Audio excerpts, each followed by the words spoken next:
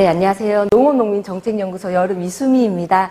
앉아서 발표하도록 하겠습니다. 제가 이 맡은 부분은 아마 여기 계신 분들이 더 많이 알고 계신 내용입니다. 친환경 농업에 관련된 주요 정책과 현황을 중심으로 좀 조사를 했습니다. 그리고 이걸 바탕으로 해서 뒤에 문제점과 개선 방안이 좀 많이 나올 것입니다. 그래서 제가 좀 맡은 부분은 약간 좀 심심할 수 있습니다. 그래서 양해 부탁드리겠습니다. 먼저 좀 정리는 친환경 농업의 생산, 유통 판로, 그리고 소득 지원, 지금 최근 들어서 가장 많이 이슈가 되고 있기도 한 재해 지원까지 해서 이렇게 좀 크게 분류를 해서 그 안에 현황과 정책, 그리고 좀 간단하게 해외 사례 등을 통해서 한번 살펴보는 순으로 좀 정리를 했습니다. 그래서 자료집을 통해서 이렇게 말씀드리도록 하겠습니다. 먼저 3페이지입니다. 잘 알고 계신 것처럼 지금 특히 2022년부터 이 생산비 부담이 점점점 커지고 있습니다. 이것은 우리 일반 관행 농민뿐만이 아니라 친환경 농민의 생산비 부담도 어떻게 보면 일반 관행 농의 약 1.5%에서 1.5배에서 3배 가까이, 3배 가까이 되는 친환경 농산물에도 생산비 부담이 증가되고 있다는 것을 저희가 잘 확인해 볼 수 있습니다. 그래서 4페이지에 보시는 것처럼 2022년과 2023년을 비교했을 때도 무 같은 경우 시바르당 277만 원 정도였는데 2023년에는 421만 원으로 전년 대비 약 52% 증가했다라는 것을 좀 확인해 볼 수 있었습니다. 그리고 친환경 벼와 일반 관행 벼를 비교했을 때도 이 친환경 벼 생산비가 1.3배 높다라는 것을 이 AT 자료를 통해서 확인했습니다. 이 친환경 농업 같은 경우는 특히 노동력 투입이 많습니다. 그래서 생산비의 여러 가지 종자 비료 여러 가지 비용을 우리가 생산비를 이렇게 좀 책정을 하는데 그 중에서도 노동비 비중, 자가 노동 비중이 상대적으로 높다라는 것을 좀 확인해 보고 있습니다. 지금 생산비 보장을 위한 전국 흐름이 확산되고 있습니다.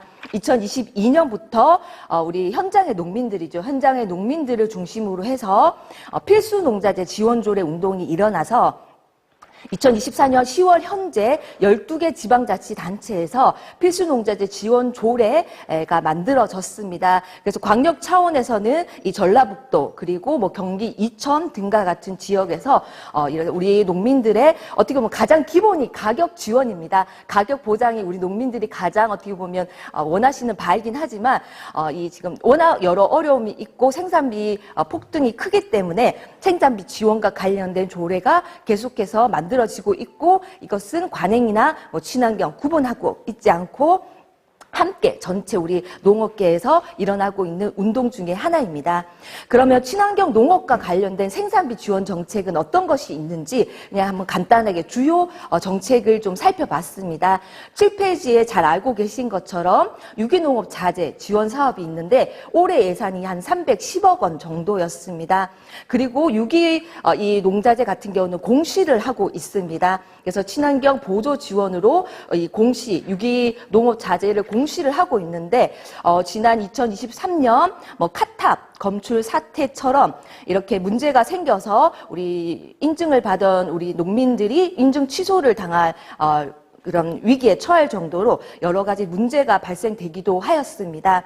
그래서 이 한국농촌경제연구원에서 조사한 결과 우리 유기 농민들 같은 경우는 86%가 이렇게 공시된 등록된 제품을 선호하고 있었고 주로 농협을 통해서 32%가 농자재를 구입하고 가장 중요하게 생각하는 것은 바로 효과, 46%가 효과라고 답변해 주셨습니다. 그만큼 이 농업자재와 관련된 기술을 갖춘 농업기술센터 그리고 여러 이런 연구기관이죠. 그런 곳에서 적극적인 지도 사업이나 그리고 효과적인 사업용을 위한 표시제 개선이 필요하다라는 연구 결과가 나와 있는 바와 같습니다.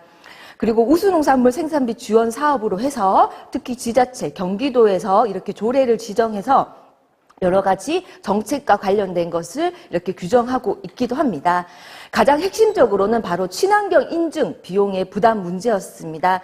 친환경 인증 비용 같은 경우는 일부 지자체에서 조례를 통해서 아니면 그냥 기본 조례를 통해서 약 50%에서 100% 정도 지원을 하고 있는데, 예를 들어서 홍천군 같은 경우 약 50%, 그리고 견북 완주군 같은 경우 약 86% 정도를 지자체 사업으로 지원을 하고 있었습니다.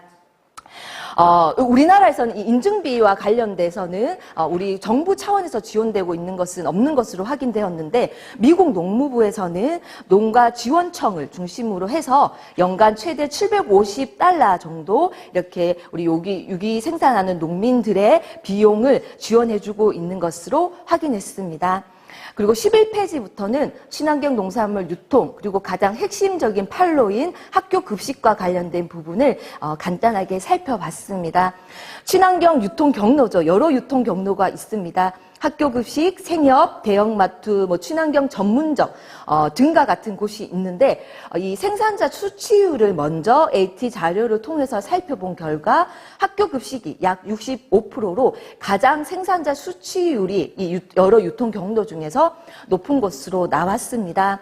이 2022년과 2023년 같은 경우는 같은 연구기관에서 조사한 거라서 비교가 가능했는데, 제가 그 전에 거도 같이 비교를 해보려고 했는데 기간이 다르더라고요. 연구기간이 달라서 같은 이런 틀로 비교할 수는 없었습니다.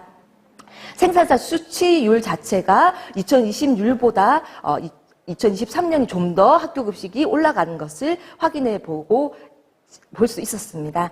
그리고 품목별로도 조금씩 다른데, 감자가 가장 이 AT에서 조사하는 8개 품목 중에서 감자가 50% 정도로 생산자 수치율이 좀 높다. 2023년 같은 경우는 그 비율이 더 높아져서 64% 정도로 이렇게 조사가 되고 있었습니다.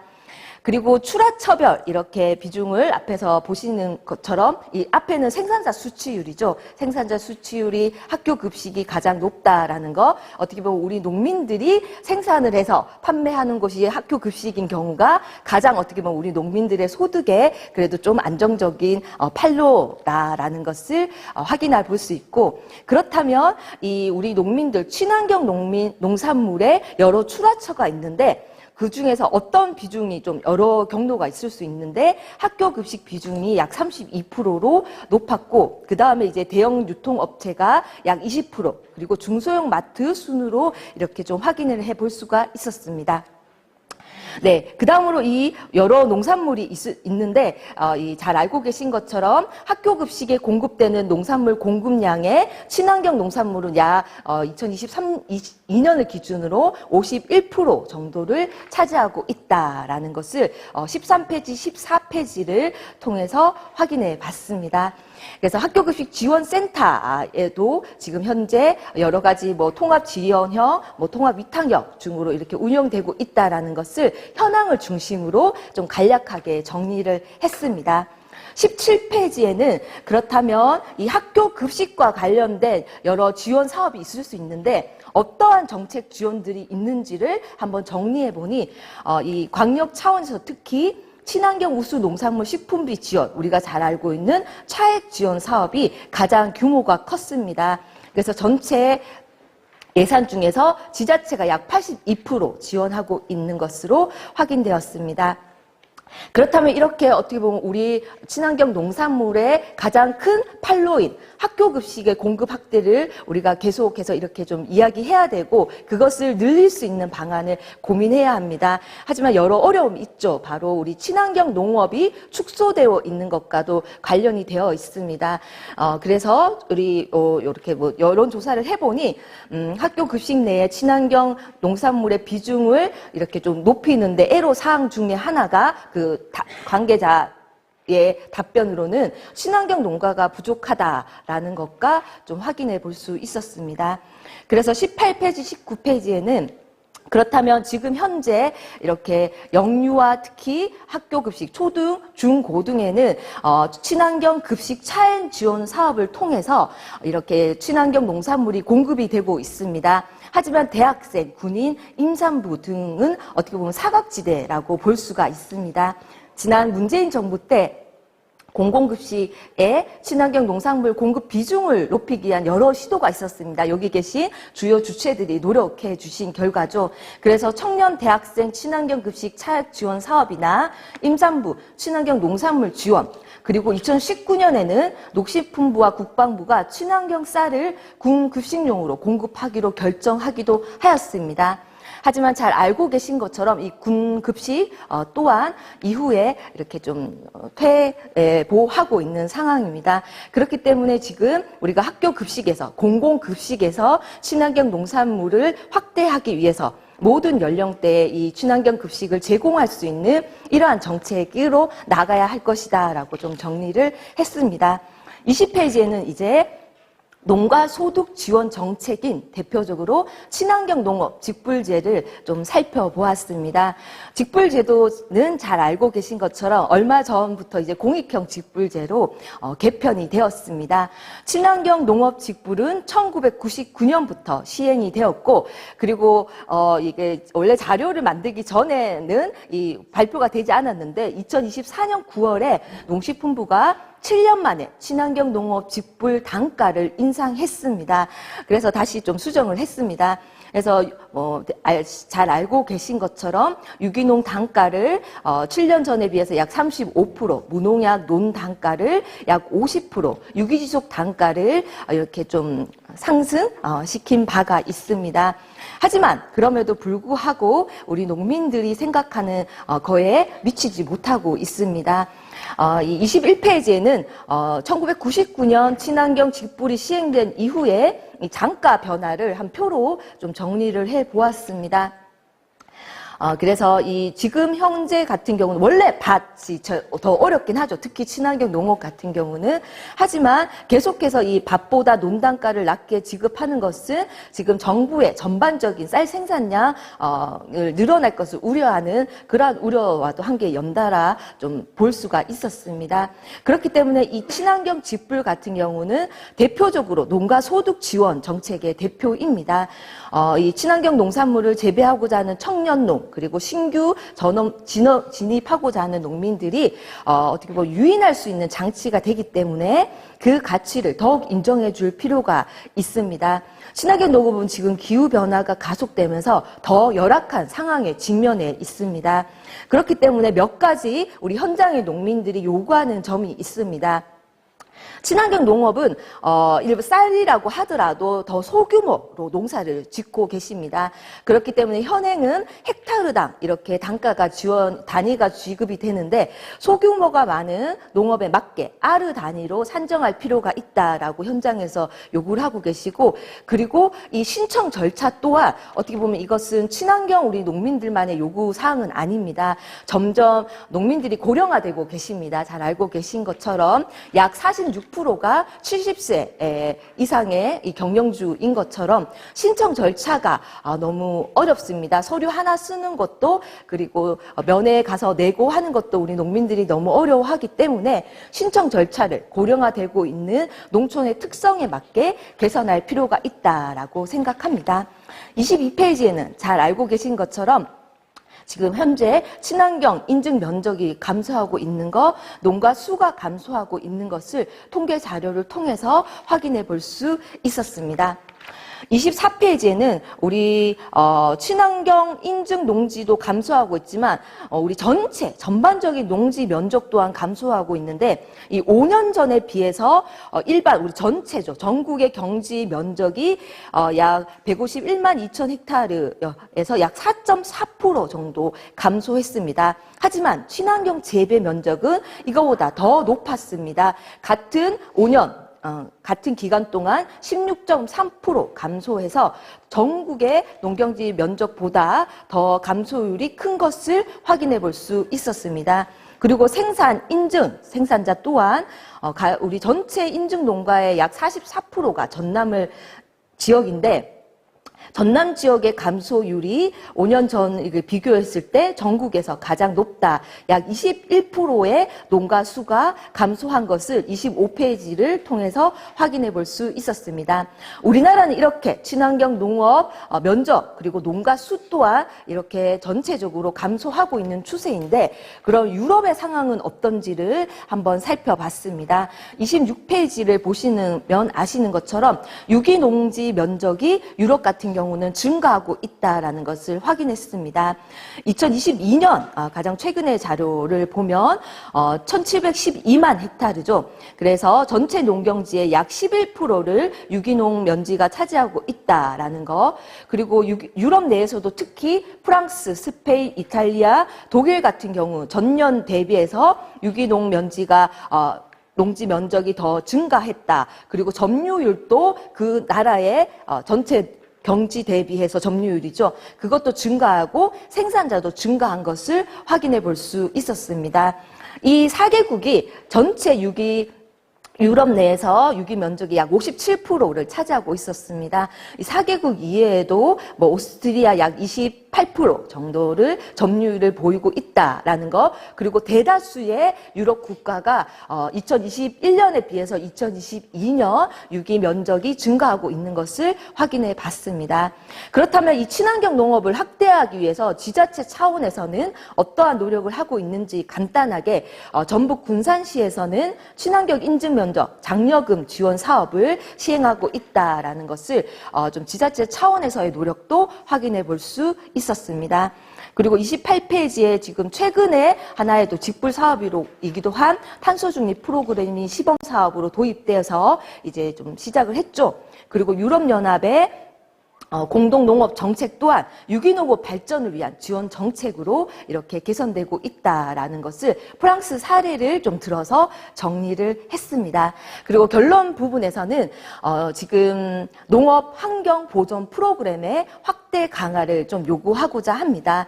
친환경 농업이 가진 긍정적인 효과, 다원적 기능을 더욱 확대시키기 위한 우리는 다양한 노력이 필요합니다. 하지만 그 중에서도 우리가 2018년 시범 사업을 통해서 2019년 이제 본 사업을 하면서 이제 5년째 약 전국에 60개 마을이 참여하고 있는 농업환경 보전 프로그램입니다. 이 성과는 이미 여러 측면에서 확인이 되었습니다. 농식품부 우수 사례 경진대에서 밝혀진 바와 같이 생물 다양성 등급이 상승하고, 그리고 저수지 총질소 수치가 개선되고 참개구리 개체수가 증가하는 등 다양한 이러한 긍정적인 효과를 입증하고 있기도 합니다. 그렇기 때문에 지금 현재 정부는 이렇게 환경보존 프로그램을 직불 형태로 확대 개편하겠다. 그래서 2025년에 개편안을 마련하겠다라고 발표는 했습니다. 하지만 우리 여기 계신 우리 친환경 농업의 주체들과 함께 현장의 목소리를 담아서 환경농업 보존 프로그램이 더욱더 확대되고 우리 친환경 농업의 가치를 더욱더 증진시킬 수 있는 방향으로 더 발전될 수 있도록 우리의 목소리를 높여나가면 좋을 것 같습니다. 그리고 이제 네 번째, 기후위기 대응, 재해와 관련된 부분입니다. 이 부분은 잘 알고 계신 부분이기도 합니다. 지금 기후위기로 농업 환경이 너무나 취약해지고 있습니다.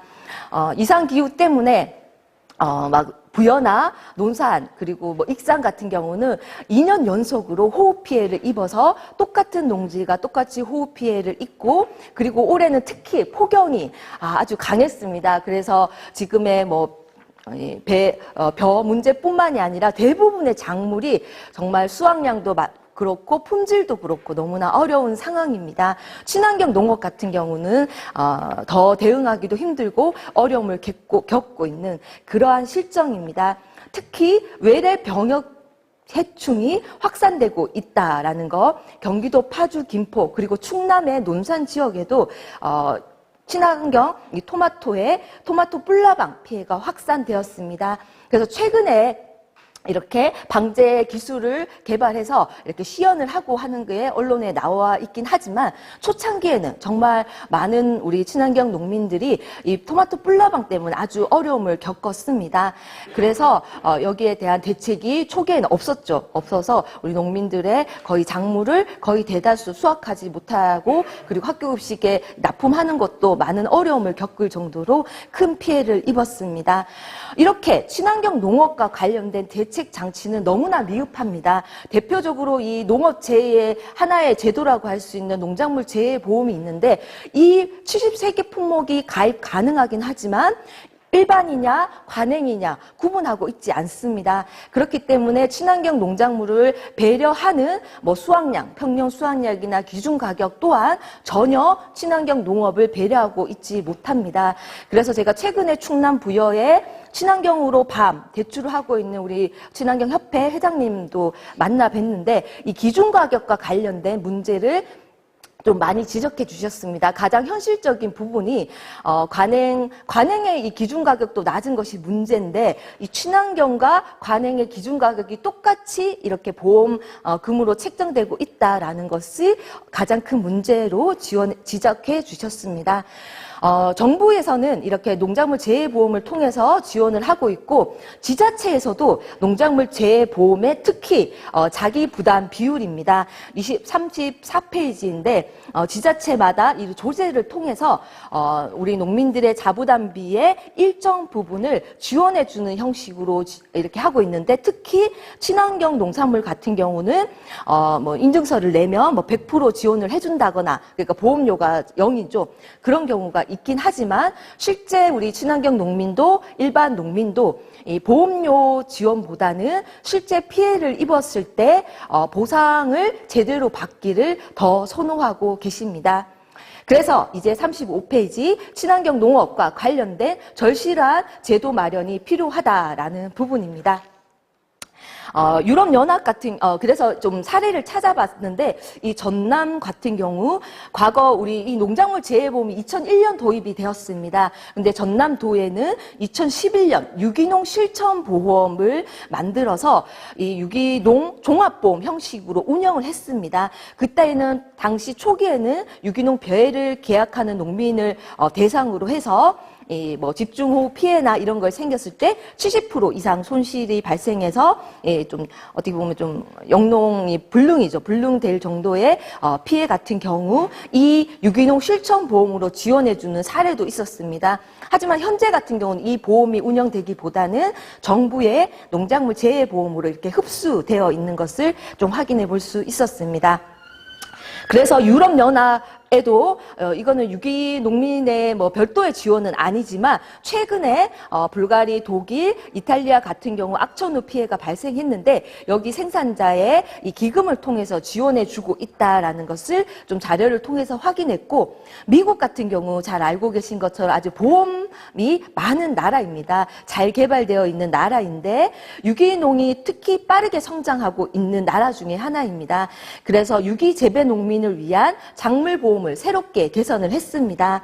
그래서 신규 전환 유기농 생산자 지원이라고 해서 이 유기농 시스템을 계속 이 보험료도 줄이고 유기농 시스템을 사용할 수 있도록 약 2,500만 달러 정도를 지원해주고 있고 뭐 모든 작물의 10% 정도의 보험료를 지원해주고 있다라는 것을 확인해 볼 수 있었습니다. 그리고 농가 수입 보장 보험도 추가로 10%의 보험료를 보조해주고 그리고 개별 작물이 있는 생산자도 이 중복 지원 뭐 이런 게 아니라 추가로 지원을 해주고 있다라는 것을 좀 확인해 봤습니다.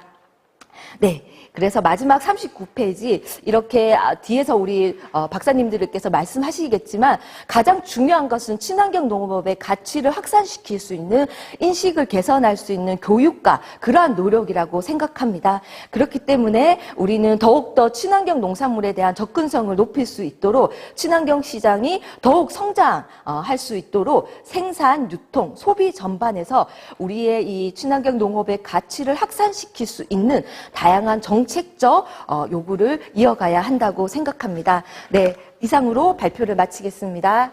감사합니다.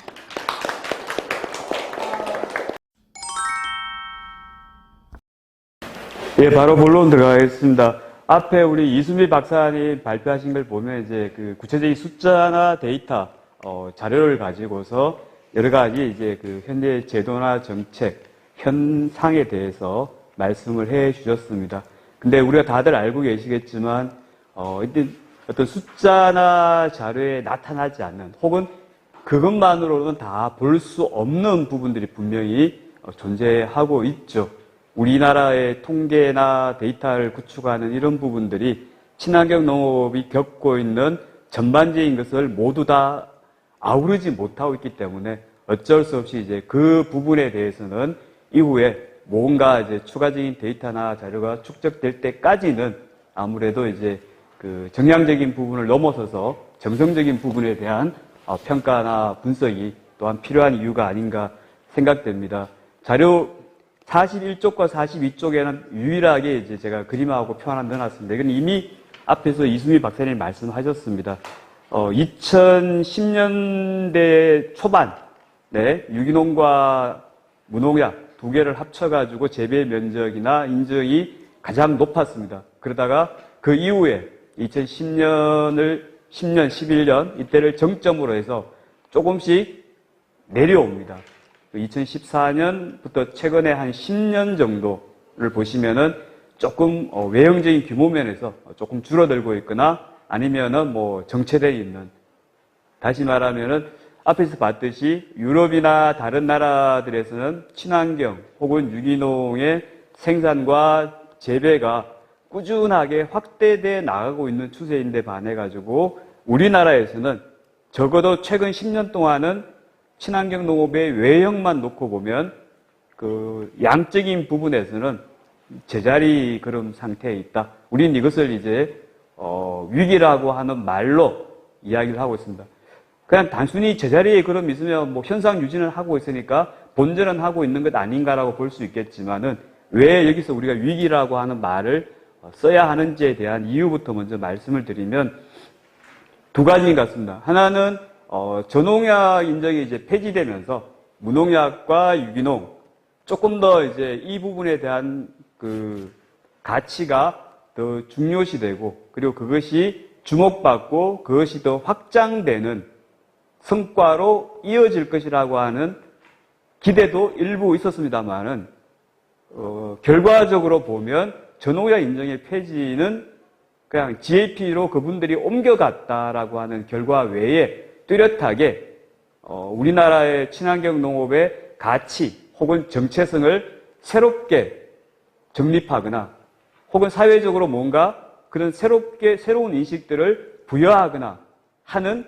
생산적인 논쟁 혹은 그런 공론들은 결과적으로 지난 10년간 찾아볼 수가 없었고 그냥 저농약 인정받던 사람들이 특히 이제 과일 중심으로 해서는 GAP로 옮겨가지 않은 사람들이 무농약과 유기에 남아있는 어떻게 보면 굉장히 그 형식적인 결과 누구도 바라지는 않았겠지만은 그러면서 그러니까 저농약 인정 폐지라고 하는 어떤 하나의 큰 계기가 있었음에도 불구하고 그 계기를 친환경 농업의 가치나 정체성을 사회적으로도 공고하게 하고 그걸 또 확산시키는 어떤 계기로 하기보다는 그냥 친환경 농가 개인이 알아서 나는 GAP로 갈래, 나는 그냥 무농약 할래, 뭐 이렇게 개인의 선택에 맡기다 보니까 결과적으로 어떤 그런 큰 변화의 계기점이 있었음에도 불구하고 사회적으로는 아무런 반향 없이 끝나고 말았던 게 하나의 위기라고 보는 하나의 이유가 될 수 있고요. 두 번째는 어쨌든 2010년 지방선거 이후로는 친환경 무상급식이라고 하는 것이 사회적으로 굉장히 확대되고 확산되었습니다. 다시 말하면 친환경 농산물의 양적인 측면에서의 소비 기반은 어쨌든 2010년대 중반까지는 빠르게 공적인 영역에서 늘어났죠. 그런데도 불구하고 최근 10년간 친환경 농산물의 소비, 다시 말하면 그것이 이제 소비하고 생산이 거의 일치한다 혹은 비슷하게 맞다라고 하는 전제를 놓고 본다면은 다른 쪽에서 소비가 그만큼 줄었기 때문에 친환경 공적인 영역에서의 친환경 급식에서 친환경 농업에 대한 소비는 늘어났지만 다른 분야에서 줄어들어서 전체적으로 보면 생산과 소비의 총량은 10년간 제자리 걸음하고 있는 것 아닌가. 다시 말하면 친환경 무상급식이라고 하는 이 정책과 제도가 친환경 농업의 발전 혹은 확대에 획기적인 계기가 되었음에도 불구하고 그 자체로는 분명히 일정한 성과를 거뒀을지 모르나 그 외에 다른 영역, 그러니까 공적인 영역 외에 특히 뭐 뒤에 말씀드립니다만은 개별 가게에서의 소비, 공적인 영역 말고 민간이나 사적인 영역에서의 친환경 농업에 대한 소비 기반은 오히려 축소, 위축되어 가고 있는 것이 10년간 일관되게 나타나고 있는 게 아닌가. 이것이 이제 그 두 번째 이유가 되겠습니다. 위기라고 보는. 다시 말하면 양적으로는 뭐 정가세는 아니라도 제자리 걸음만 하고 있으니까 정체에 빠졌으니까 위기라고 볼 수 있겠지만 그거를 넘어서서 조금 더 찾아들어가 보자면 전농약 인증 폐지라든가 친환경 급식 확대와 같은 두 가지의 큰 계기점, 그 계기점이 결과적으로 도움이 되는 측면은 분명히 있었지만은 전체적으로 보면 친환경 농업의 지속적인 확산 혹은 확대 혹은 그 가치나 정체성에 대한 새로운 인식 이런 것까지는 미치지 못하면서 어쨌든 10년간 제자리 걸음을 하고 있다. 이 말씀을 먼저 드리고요. 근데 그냥 단순히 위기라고 하는 걸 넘어서서 이걸 어떤 앞에서 우리 이수미 박사가 이야기했던 자료에 나와 있는 데이터들 말고도 사실은 조금 더 하나씩 세밀하게 들어가려면 흔히 말하듯이 이제 그 산업 분석에서 우리가 이제 가치 사슬이라고 하는 걸 많이 밸류 체인 따라서 분석하는 방법론을 많이 씁니다. 거기에는 이제 정성이나 정량 데이터 분석들이 필요한데 뭐 저희 연구의 한계상 이제 그 정량 데이터들까지는 미치지 못했기 때문에 이 부분은 사실은 부족하다는 말씀 먼저 드리고 이는 앞으로의 추가적인 과제인 것 같습니다.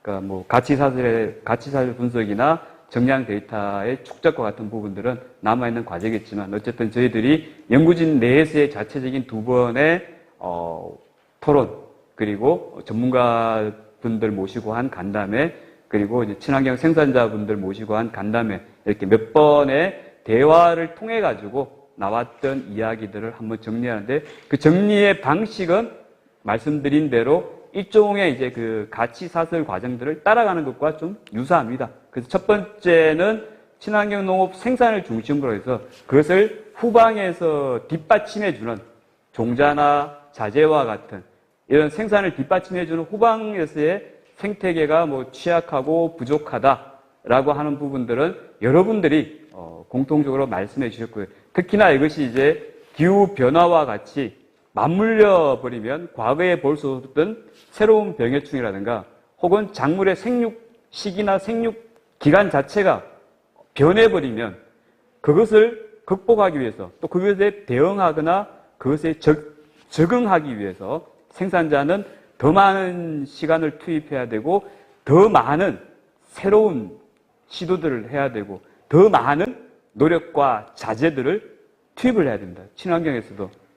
그러고서도 다행히 뭐 방제나 작물 생육에 큰 지장 없이 성공하면 다행이지만 그러지 못해버리면 이게 워낙 이제 그 과거의 경험이나 노하우, 기술과는 다른 상황이기 때문에 그게 제대로 적응하지 못하게 되면 바로 생산에서의 이제 그 타격, 영향을 받는 뭐 종자든 자재가 되었든 혹은 기술, 경험 이런 것들이 과거에는 그래도 지역에서 생산자들끼리의 어떤 교류나 교육 혹은 뭐 이렇게 네트워킹들이 좀 활발하게 이루어지면서 내가 부족한 것을 옆에 있는 다른 친환경 생산자한테 물어서 채워주는 부분들이 있었다면 어떤 분이 이런 말씀을 하셨습니다. 이게 제도나 정책은 조금씩 좋아졌는데 오히려 친환경 생산자들 사이 상호 간에 연대나 교류, 협력 이건 과거의 현장 단위에서의 그런 부분들이 더 취약해진 것이 아닌가. 그러다 보니까 직접 생산 현장에서 맞닥뜨리는 종자, 자재, 기술, 경험, 노하우, 또 기후변화에 따라 나타나는 새로운 병해충, 거기에 뭐 생육 시기의 변화, 이런 부분에서 가지고 이렇게 빠른 변화에 대해서 생산자가 제대로 대응하기 어렵고 또 제대로 대응하더라도 거기에 투입되는 다른 말로 하면 이제 비용이겠죠. 뭐 시간이나 노력이나 자재나 비용들이 더 늘어나는 앞쪽에서 이수미 박사가 이야기했던 친환경 농업의 생산비가 왜 늘어나고 있는지 일반 관행 농업도 마찬가지지만 친환경 농업의 생산비가 급증하고 있는 가장 큰 이유는 후방에서의 생태계들이 그렇게처럼 굉장히 취약하고 관행 농업도 기후 변화에 대해서 기후 위기에 대해서 취약할 수밖에 없지만 더 취약한 것이 친환경 농업이다라고 하는 말씀 첫 번째로 드리고요. 그 다음에는 이제 앞쪽 후방에서 생태계도 그렇지만은 마찬가지로 앞쪽은 이제 우리가 생산한 결과물들이 시중에서의 어떤 경로를 통해서 유통되고 소비되는 부분인데 소비 기반들이 이제 취약해지고 있는 부분들. 과거부터 이야기했죠. 친환경 농업의 소비 기반은 취약하다고 계속 이야기했습니다. 그러니까 앞에서 말씀드렸지만은 친환경 무상 급식의 확산에도 불구하고 우리 소비 기반은 여전히 제자리 걸음을 하고 있다는 것은 개별 가게의 소비가 그만큼 위축, 감소되어 왔다. 지금도 그것이 계속 이어지고 있다라고 하는 부분이고 이 부분에 대해서 우리가 적절하게 뭔가 이제 대응이나 해결 방안을 찾지 못하고 있는 것이 이제 전방 친환경 농업의 앞선 전방에서 생태계가 취약한 가장 큰 이유이고 이 부분은 앞으로 우리한테 아마 남은 큰 과제이기도 한 것 같습니다. 원래 친환경 농업의 소비 기반이 그렇게 탄탄한 건 아니었습니다.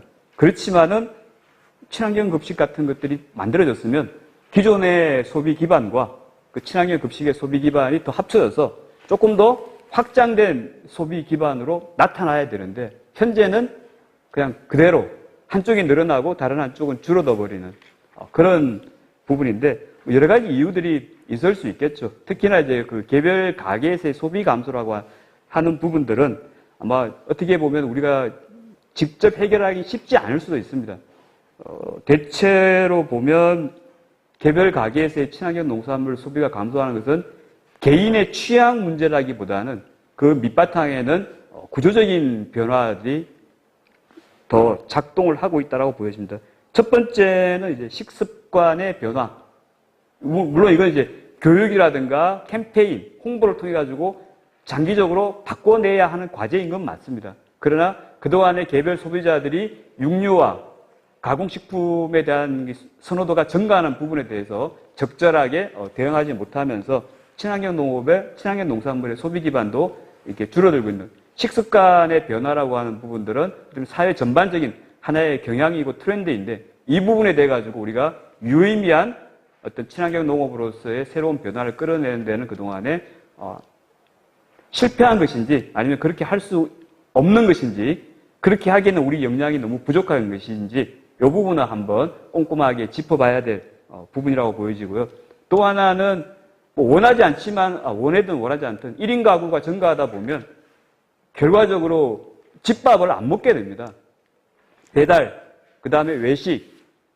배달과 외식은 대표적으로 친환경 농산물이 들어가기가 어려운 부분입니다. 식재료 자체에서 그나마 가정에서 밥을 해 먹을 때는 주변에 있는 한살림이나 아이쿠 같은 생협 매장 그리고 마트라든가 전문 판매점에 가서 식재료를 사와서 요리 조리를 해가지고 식사를 하지만 배달과 외식의 비중이 늘어나면 친환경 농산물의 소비는 그만큼 줄어들 수밖에 없는 이 부분도 역시 하나의 사회적인 트렌드인데 1인 가구라든가 이런 부분에 대한 이것에 대해서도 우리 친환경 농업이 뭔가 적절한 대응을 하지 못했다. 그러니까 못한 것인지 할 수 없는 것인지 역량의 한계인 건지 할 수 있음에도 못한 것인지 하여튼 그런 부분들을 우리가 꼼꼼하게 좀 되짚어봐야 되는 부분이고요.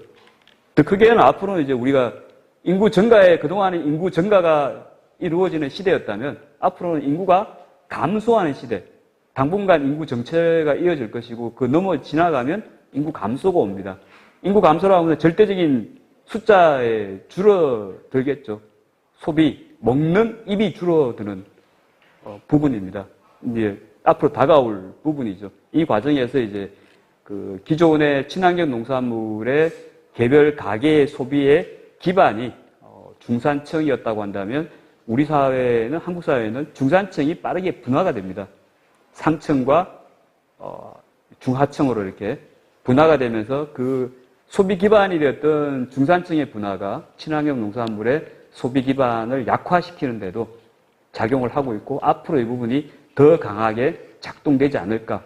어떻게 보면 이런 아까 말씀드린 트렌드, 구조적인 변화, 식습관이나 1인 가구, 그리고 인구 감소에다가 이제 중산층의 분화와 같은 구조적인 변화이고 사회 전반적인 경향이나 트렌드인데 이 부분들을 친환경 농업, 친환경 농산물의 가치와 정체성에 대한 교육과 홍보를 강화한다고 해서 대응할 수 있을까? 조금은 역부족이지 않을까 생각이 듭니다. 이 부분에 대한 또한 대응 방안들이 우리 친환경 농업 쪽에서는 강하게 집중적으로 좀 논의가 되어야 할 필요가 있지 않는가 생각되고요. 그 다음에 제도와 정책은 제가 따로 길게 말씀 안 드리겠습니다. 우리 이수미 박사님 말씀하셨기 때문에. 다만 이거 하나는 좀 말씀드리는 게 현재 인정제하고 그 다음에 그 인정받은 농가들에 대한 약간의 소득보장 차원의 직불제도 이 두 가지는 결론은 그렇습니다. 도움이 되긴 하는데 이것이 친환경 농업의 확산과 성장, 발전을 이끌어내는 데보다는 오히려 지금 와서는 걸림돌로 작용하고 있다. 특히 인정제는 친환경 농업 확산의 중요한 걸림돌이다. 그건 이제 결과 중심의 인정제를 제가 말씀드리는 부분이고요. 또 자세한 내용들은 자료를 봐주시면 좋겠고요. 그리고 우리나라 직불제 역시, 친환경 직불제 역시 인정제를 기반으로 해서 진행되는 겁니다. 인정 못 받으면 직불제 없습니다. 거기에다가 현행 직불제는 처음에 친환경 직불제가 도입될 때의 주 목적이 뭐였냐 하면 소득 보상이었습니다. 친환경 농업을 하게 되면 관행 농업에 비해서 생산이 이만큼 감소하고 그래서 소득이 뭐 10%, 20%, 30% 줄어들 거니까 그 부분에서 일부라도 직불금으로 보존을 해주자. 소득 손실의 일부를 보존해주는 것이 친환경 농업의 현재 직불제죠.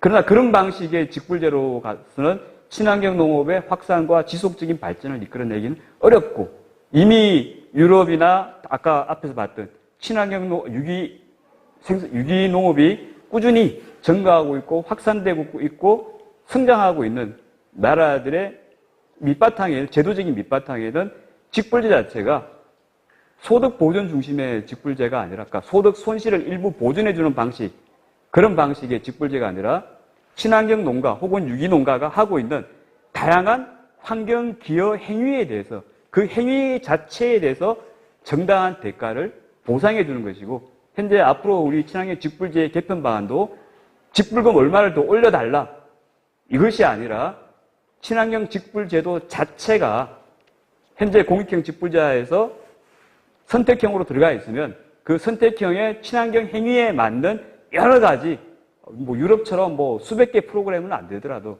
적어도 마을 단위의 뭐 농업 환경 보존 프로그램을 포함해서 다양한 굵직한 프로그램들이 새롭게 많이 만들어지고 거기에 친환경 농가들이 들어가서 과거와 같은 지금과 같은 뭐 유기 직불, 무농약 직불 같은 부분들은 저는 뭐 폐지하는 대신에 환경 기여에 대한 새로운 직불로 전체적으로 바뀔 때 그래야지만 그것이 친환경 농업의 가치라고 하는 것이 환경에 있다라고 하는 부분들 분명하게 사회적으로 공인을 받는 과정이고 또 그 환경 기여에 대한 대가를 보상받는 부분에서 제도적인 친환경 농업의 지속성이나 확산에 있어서 제도적인 뒷받침을 만들어낼 수 있기 때문에 현행 친환경 직불제 부분들은 금액 문제가 아니라 전면적으로 그 환경 기여에 대한 그래서 그 대가를 지불해주는 방식으로 전반적으로 그러니까 선택형 직불제 내에서 친환경 직불제는 그런 방향으로 좀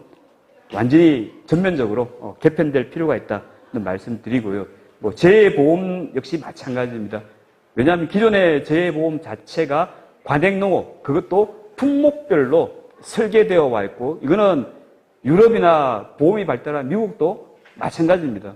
아까 이수미 박사 자료도 보시면은 주로 이제 대규모로 경작이 가능한 유기농업이라 하더라도 대규모 경작이 가능한 곡물과 사료 중심으로 인정을 받게 되는 이것이 작물 중심이라는 거죠. 근데 우리는 뭐 쌀, 잡곡도 있겠지만 그것 외에 채소, 과일 이쪽에서 이걸 재보험 적용하려고 하면 미국식 그 보험료 지원도 여기 적용하기는 쉽지 않습니다. 그래서 아예 친환경 농업에 대한 직불제는 지금 벤치마킹 할 때가 그렇게 많지는 않습니다. 친환경 농업 쪽에서 새롭게 구상해서 새롭게 짜내고 새롭게 제한하는 것이 맞지 않을까. 기존에 맞지 않는 옷을 갖고 있는 재보험제도에 이것을 집어넣었을 때 뭐 도움되는 측면이 없지는 않겠습니다만은 우선은 그렇게 가더라도 좀 장기적으로 본다면 그리고 근본적으로 본다면은 우리나라 친환경 농업에 맞는 새로운 재보험 대책 그것이 재보험의 형태가 됐든 아니면은 뭐 수입 안정 보장 보험의 형태가 됐든 그렇지 않으면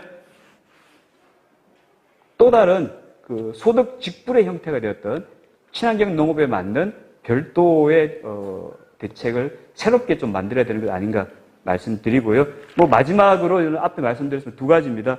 그 생산자 단체들이 정책과 제도에 집중하면서 현장에서 친환경 생산자들이 맞닥뜨리고 있는 여러 가지 어려움들에 대응하는데 제대로 역할을 못하고 현장 단위에서 생산자들끼리의 교류나 협력이나 연대가 약화되면서 현장 생산자들 사이에서의 어떤 그 협력의 기반들이 약화되고 완화되고 있는 이 부분에 대한 것도 분명히 우리가 대안을 강구해야 되겠다. 마찬가지로 뭐 중앙정부 부분은 제가 더 이상 말씀 안 드립니다. 지금은 현재 중앙정부의 인정제든 직불제든 친환경 농업의 지속적인 발전이나 확산, 확대와 관련해서 본다면 현재 정부의 정책은 분명히 육성이나 지원 중심이 아니고 규제 중심입니다. 인정을 중심으로 하는 규제.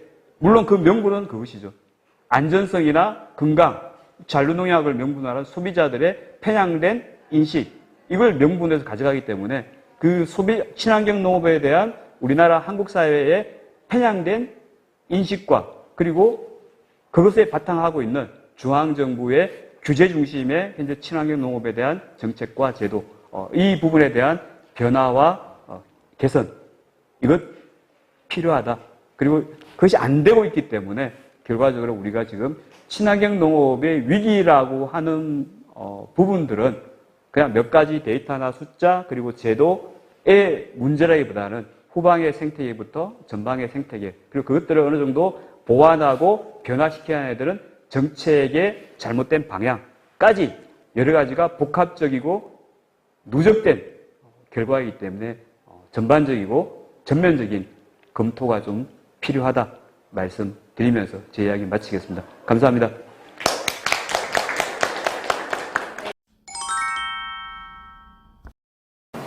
네, 앞에서 두 분, 발표 내용하고 제가 좀 중복되는 내용이 많기 때문에 그런 부분들은 좀 넘어가면서 말씀을 드리도록 하겠습니다.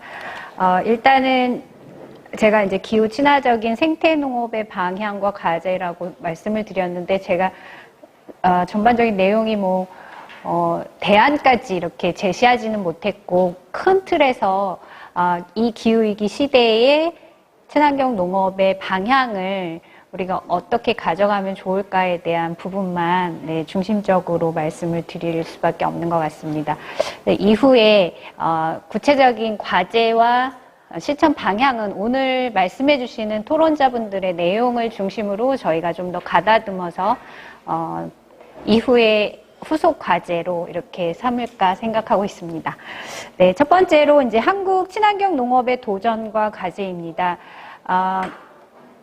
잘 아시겠지만 우리나라에서 정의하고 있는 친환경 농업은 굉장히 훌륭하다고 생각합니다. 그런데 친환경 농업이 가진 이런 생물 다양성 증진이라든가 토양을 비롯한 생태계 보존의 공익적 역할을 법에서 정의하고 있지만 사회적으로 여전히 친환경 농업은 유기농업, 무농약 이런 인증체계 중심으로 특히 비료를 사용하지 않고 농약을 안 쓰는 농업으로 이렇게 축소해가지고 국민들이 인식하고 있는 거가 제일 큰 문제인 것 같은데 이런 친환경 농업 본래의 철학과 가치가 왜 이렇게 축소되고 제한되어 있을까? 그리고 이것을 어떻게 하면 기후 위기를 극복할 수 있는 대안으로 친환경 농업의 위상을 다시 회복할 수 있을까? 이것이 이 연구에 저희가 고민하는 굉장히 핵심적인 부분인 것 같고 오늘 토론을 통해서 얻고자 하는 성찰인 것 같습니다. 그래서 그 부분에 대해서 이제 생각해 봤을 때 제일 큰 건 역시 친환경 농업이 인증제도에 갇혀 있다라는 게 제가 볼 때 제일 큰 문제인 것 같습니다.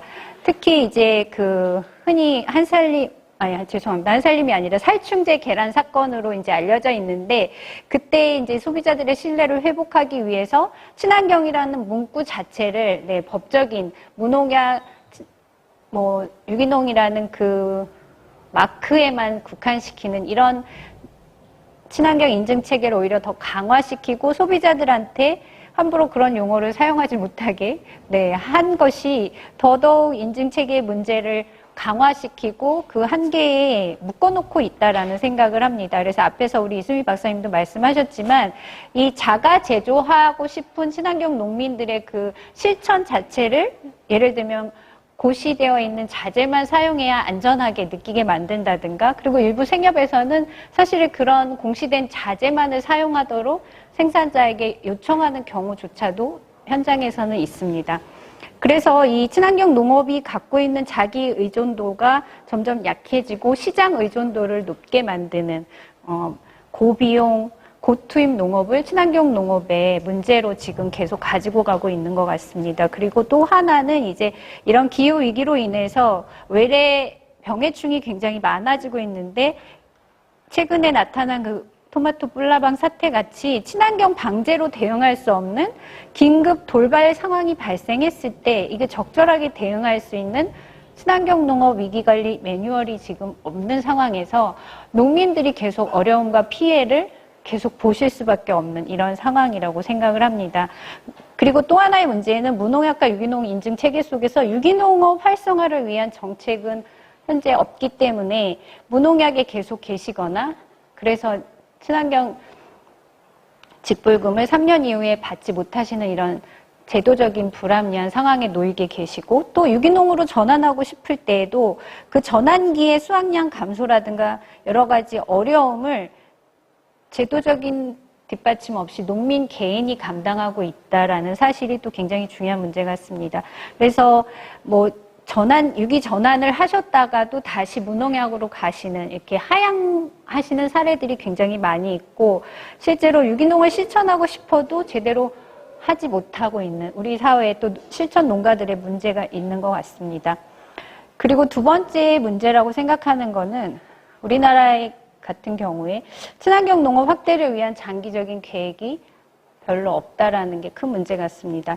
예를 들면 이제 EU 사례가 오늘도 많이 제시되고 있는데, 그 유기농업 실천 농민을 지속 가능한 농업을 위한 선구자로 이렇게 딱 규정하고 농민에 대한 상을 위치 지어주고, 그리고 지금으로서 가장 확실한 탄소 중립 실천 방법이 유기농업 확대라고 이렇게 규정하고 있는 유럽의 사례와 비교될 만큼 한국에서는 전혀 친환경 농업이 지금 우리가 겪고 있는 위기를 극복해 줄 수 있는 대안으로 제시되거나 정책으로 모색되지 못하고 있고, 그리고 그 실천하고 있는 농민에 대해서도 별로 적절한 정책이 없다는 게 굉장히 큰 문제인 것 같습니다.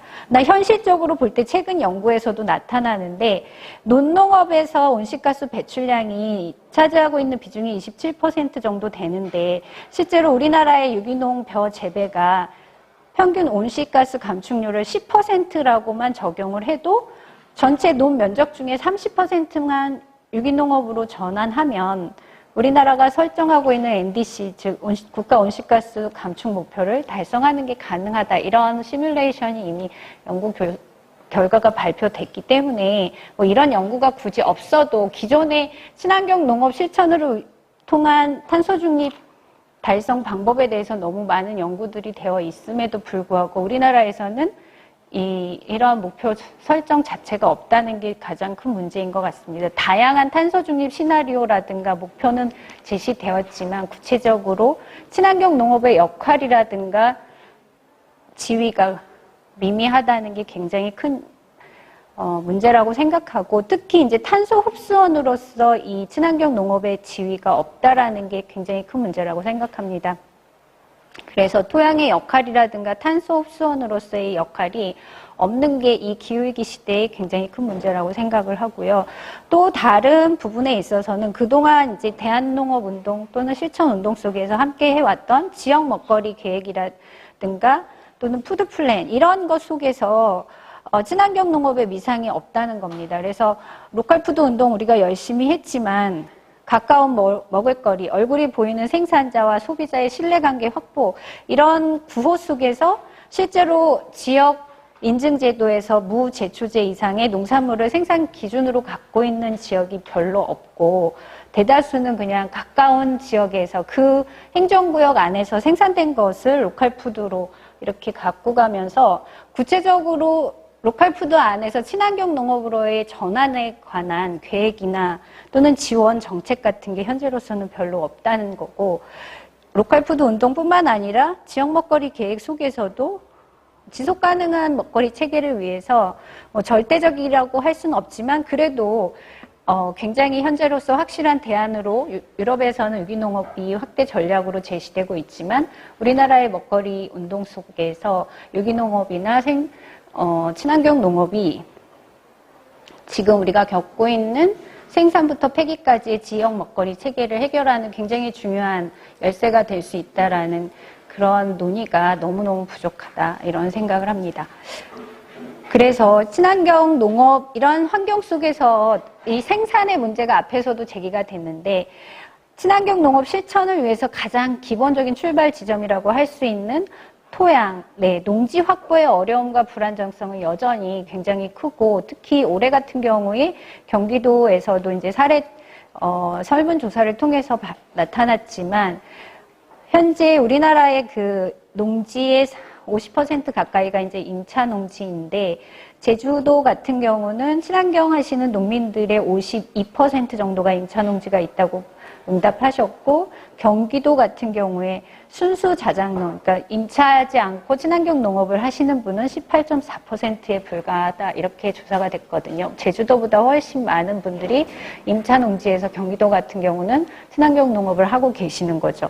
이제 그런 경우에 임차 농지에서 친환경 농업을 할 때의 어려움 같은 경우 너무 다 잘 아시기 때문에 구체적으로 설명할 필요는 없겠지만 기본적으로 땅을 살리는 게 친환경 농업인데 안정적으로 농사할 기반 자체가 없기 때문에 토양에 투자하기 어렵고 그리고 직불금 수령 같은 경우에도 경영체 등록이 어려우니까 수령하지 못하고 계시고 그러니까 정책의 사각지대에 몰려가실 수밖에 없는 그런 상황이 있다라는 거고요.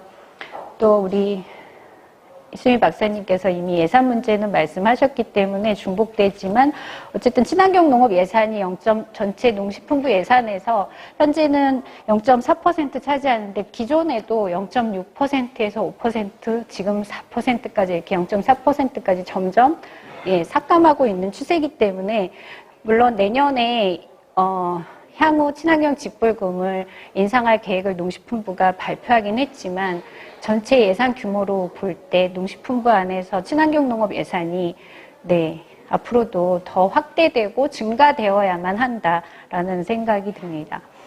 이제 마지막으로 이러한 기후위기 속에서 그렇다면 우리 친환경 농업이 어떤 다른 대안 농업들과 경쟁하고 있는가 이렇게 이제 생각해 볼 때 제일 첫 번째로 이제 저탄소 농업을 제가 말씀드리는데 사실 저탄소 인증 문제이죠. 저탄소 되게 필요하고 중요한데 친환경 농가에서 최근에 또 이중으로 인증을 받아야만 하는 그런 것 중에 하나가 이제 저탄소 인증입니다.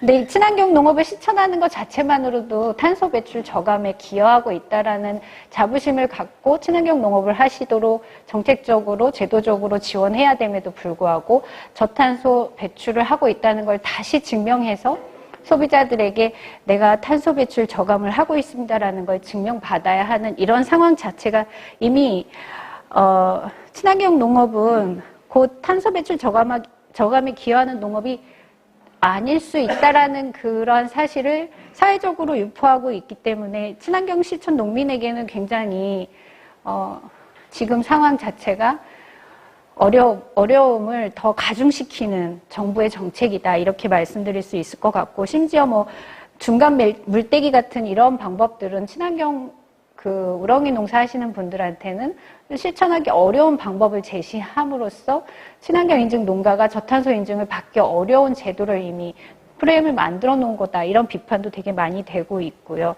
그래서 이런 정부가 계속 우리 장기호 박사님도 말씀하셨지만 이렇게 인증 제도를 통해서 통제하는 방식으로 나타나고 있는 게 또 하나의 저탄소 인증 제도라고 할 수 있을 것 같습니다. 그리고 이제 스마트 농업인데요. 경기도의 농업기술원을 제가 가보면 대부분 농업기술센터 그 큰 현판에 스마트 농업이 미래의 농업 이렇게 이제 플랜카드가 다 붙어 있습니다. 그래서 친환경 농업이 미래의 농업이 아니고 우리의 미래는 스마트 농업에 달려 있다 이렇게 이제 제시를 하고 있어서 기술센터 갈 때마다 별로 기분이 좋진 않은데 이것이 지금 현재 우리 농업 방향과 전망을 스마트 농업으로 이제 기술 중심적으로 우리가 대안을 찾고자 하는 것을 보여주는 대표적인 사례라고 생각합니다. 현재 우리의 미래는 청년 농업인에게도 특히나 스마트 농업이 대안으로 홍보되고 있는데 그 폐해는 지금 사실 하나씩 이렇게 드러나고 있고 대중적으로 많이 홍보되고 있지는 않지만 계속 이 친환경 농업이 아니라 스마트 농업을 국가에서 제도적으로 지원하면서 그 피해를 오롯이 농민들이 또 청년들이 계속 보고 있다라는 게 또 다른 그 어두운 측면인 것 같고요. 그 스마트 농업 예산은 앞에서 말씀드린 대로 친환경 농업 예산이 0.5%인 반면에 전체 농림부 예산의 1%가 이상 넘어갑니다. 그래서 친환경 농업 예산 삭감과 스마트 농업 확대, 푸드테크 예산 확대 이런 것들이 굉장히 대조적으로 친환경 농업의 더 위축을 그리고 감소를 가져오는 원인이 아닌가 이런 생각을 합니다. 그리고 이제 해외에서 많이 사용하고 있는 개념으로 탄소 농업이 있습니다. 지금 60쪽 자료집 보시면 있는데요.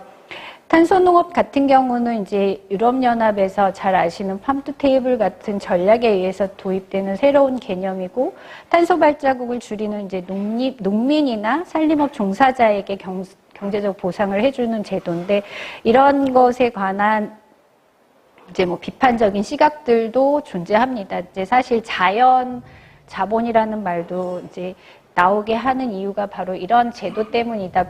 이렇게 비판하는 분들도 계시는데 사회운동가들도 계시는데 현재 EU 같은 경우는 24년 4월에 의회에서 앞으로 이 탄소농업이나 탄소저장을 인증하기 위한 제도를 시행하겠다 이렇게 결정을 했거든요. 그래서 앞으로 이 탄소농업 관련한 제도가 더 제도화될 것 같은 그런 전망을 보이고 있고요. 그다음에 이제 우리나라에서 기후 농업 또는 스마트 농업으로 이렇게 이제 인식되고 있는데 해외에서는 이제 기후 스마트 농업 이렇게 하는 것도 여전히 기본적으로는 온실가스 배출량을 줄이는 농업 관행을 기후 스마트 농업이라고 한다고 하지만 이러한 제도를 지지하고 확산하는 데 있어서 잘 아시는 월마트나 타이슨푸드나 우리가 흔히 알고 있는 코카콜라 같은 거대 농식품 기업들이 열심히 참여하고 홍보하고 있습니다. 이런 기후 스마트 농업을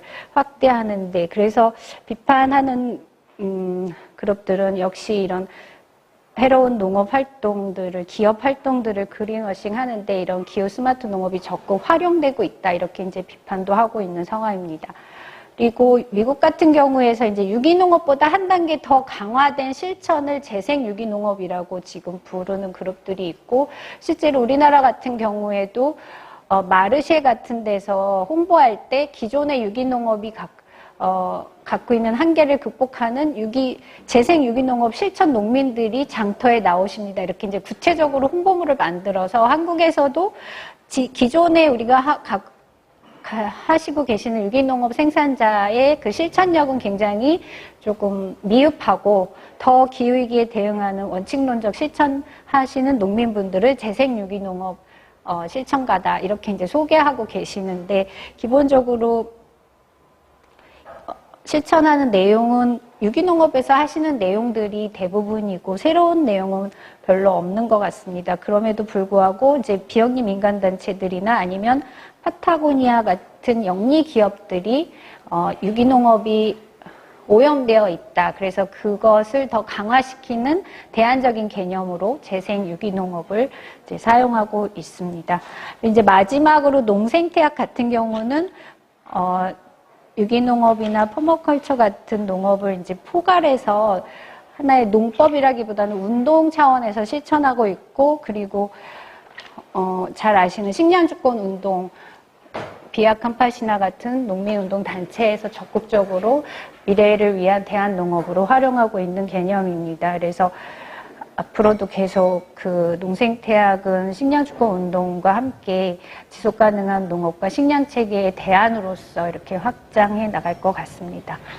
그 식량위기, 먹거리 위기 이런 말을 사회운동에서 지금 많이 사용하고 있는데, 그렇다면 이 기후위기 시대에 어떻게 친환경 농업 체계가 다시 구축되어야 할까에 대한 고민은 제가 미흡하게나마 이제 4가지 정도로 말씀을 드리고자 하는데, 제일 큰 것은 첫 번째로 이제 우리가 이러한 기후위기에 대응하기 위한 적극적인 농업 정책이 그동안에 좀 없었다. 그래서 친환경 농업 중심으로 다시 기후농정 체계를 만들어 나가야 된다라는 게 가장 큰 의제입니다. 그런데 뭐 논의가 이제까지 좀 많지 않았기 때문에 기후농정이 뭐라고 정의하기는 이 자리에서 좀 어려울 것 같고, 앞으로 더 많은 그 국민적 합의와 논의 그리고 연구가 필요할 거라고 생각을 합니다. 두 번째는 앞에서 두 분 발표자께서 말씀하신 것처럼 이 기후위기와 대응하기 위한 어떤 친환경 실천 농민들을 지원하는 직접적인 정책들이 굉장히 많이 필요할 것 같습니다. 그리고 무엇보다 현재 이 친환경 인증 제도가 개선되어서 GAP라든가 저탄소 인증과는 차별된, 그리고 친환경 인증이 갖고 있는 수월성이 드러날 수 있는 방식으로, 그리고 최소한 매년 갱신해야 되는 이 불필요한 검사와 관리 체계가 바뀌어야 한다고 생각을 합니다. 그리고 특히 이제 유기농 같은 경우는 유기 전환을 위한 특별한 정책과 교육, 이런 과정들이 필요하다고 생각을 합니다. 그리고 이제 마지막으로 역시나 친환경 소비를 확대하기 위한 정책들이 이제 필요한데, 지금 학교급식과 공공급식에서 100% 친환경 쌀을 먹고 있는가, 이렇게 생각해 봤을 때 그렇지 않은 학교가 너무 많습니다. 그래서 기본적으로 유기농 확대를 해야 되고, 그리고 친환경 쌀을 우리가 학교에서 무조건 다 먹을 수 있도록 그런 운동 차원에서도 필요하지 않을까, 그런 생각을 합니다. 그리고 이런 농업 문제만 말씀드렸는데, 여전히 농업 체계, 농식품 체계를 우리가 함께 고민하고, 탄소 배출 문제도 농업 생산에만 한정되는 게 아니라 생산과 소비 그리고 전체 먹거리 체계를 같이 고민해서 이 농업 정책이 기후에 맞게 재설계되어야 할 것이라고 생각합니다. 네, 이상 제 발표를 마치도록 하겠습니다. 감사합니다.